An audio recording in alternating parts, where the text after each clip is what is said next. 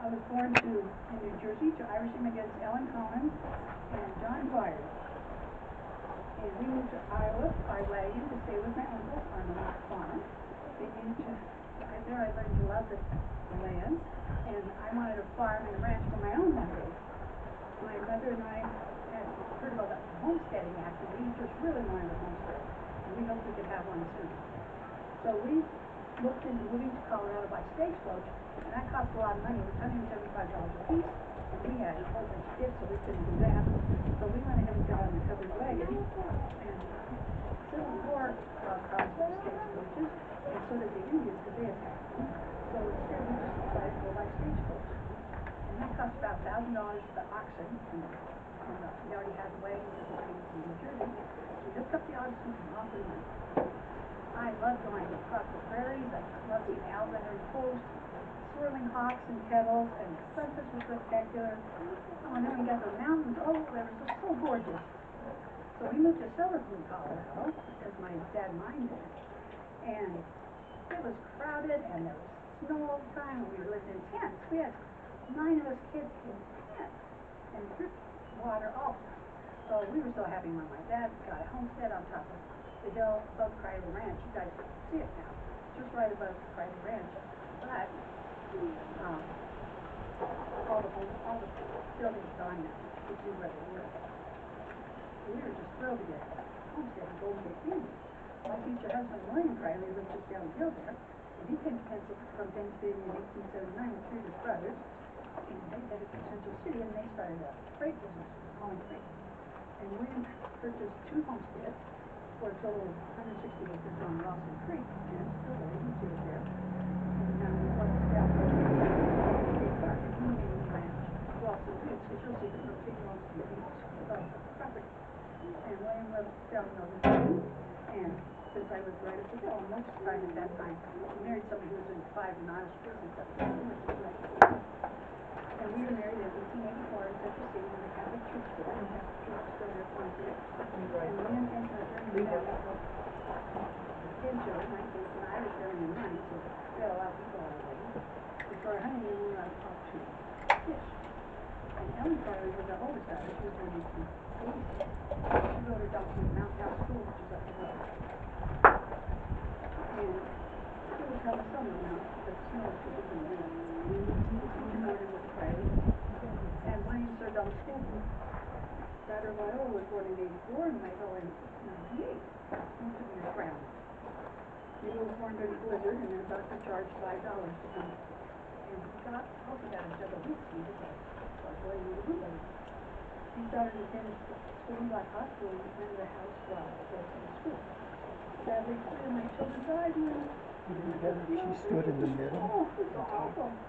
So, William never got over it. He pushed the Catholic Church over it. Her voice doesn't. Yeah, you're in the middle.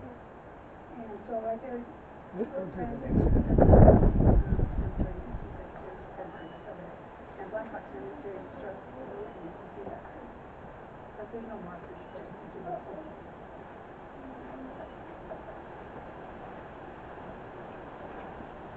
Bloomingdale fine houses on the land, but they burned down twice. And now, the big one standing up, so you can see it there. Local beach, they probably not private homes. October's we spent short underground in the wheat cellar, and tomatoes and lettuce in the field and potatoes, of course the varieties there in the field. And we sold and had a cattle. Our family enjoyed stick shooting and music and picnics, especially with neighbors and friends. And clothes were made by sewing machine travel weavers, and sometimes bought them in Central City. The relatives came to the ranch and make special effort to dress up, but it's hard because you don't have water, you have to heat it on the stove. If you want iron, you have to put a hard iron, iron clothes on the stove, heat it up, and iron clothes. It's a lot of work. Sorry, Ellen married Harry Gallagher in 1909, and then moved to Kansas. And at the time, their grandchildren came to rent You better if she stood out there and talked this way or this way. Kevin Kleisman, the railroad man in 1919. And they went on honeymoons too, like we did, and they saw what we did. Viola had lost her fiance when he flu epidemic in 1918, but she found love again with two lesser Gillies, and they're married in 1919. And you know, William ran the bootlegging business.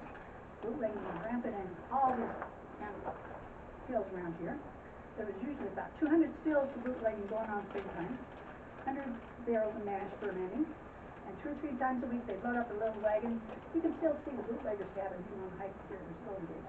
And they'd take this milk wagon, fill it up with booze, and head to Denver.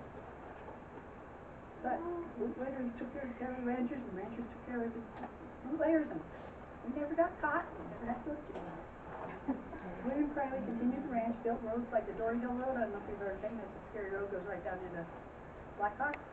And he built that. And he once rode his Model A Ford, and he broke his leg, so he had to stay with me a long time. He was in great shape all his life until he had a stroke. In 1938, he was buried in all the Catholic cemetery in Denver. And he left a will with a checking account, horse, vehicle, radio, horses, 30 other cattle, which I had to sell, and he was one. I ran the ranch with help of my grandchildren until 1941, when I sold it to my girl. In August 1943, my granddaughter Bailey took the train with me to Party, Kansas, to pick up the check, and I got $2,000 and check.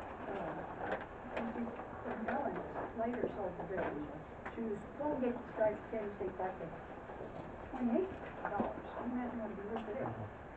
Ellen told her family she wanted to make sure that the land was always safe and kept beautiful just like it is now.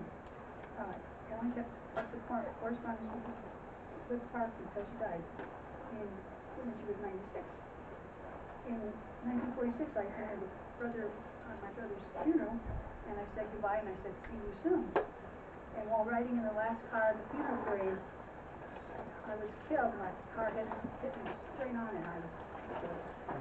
So I was 81, a widow for about 8 years, and I'm buried next to Wayman Hall. And in 2005, you guys remember, we put a historical marker there. So please like and share this video, and if you'd like me to do a talk like this, let me know. My email is jean@mylakewomen.com. Thank you.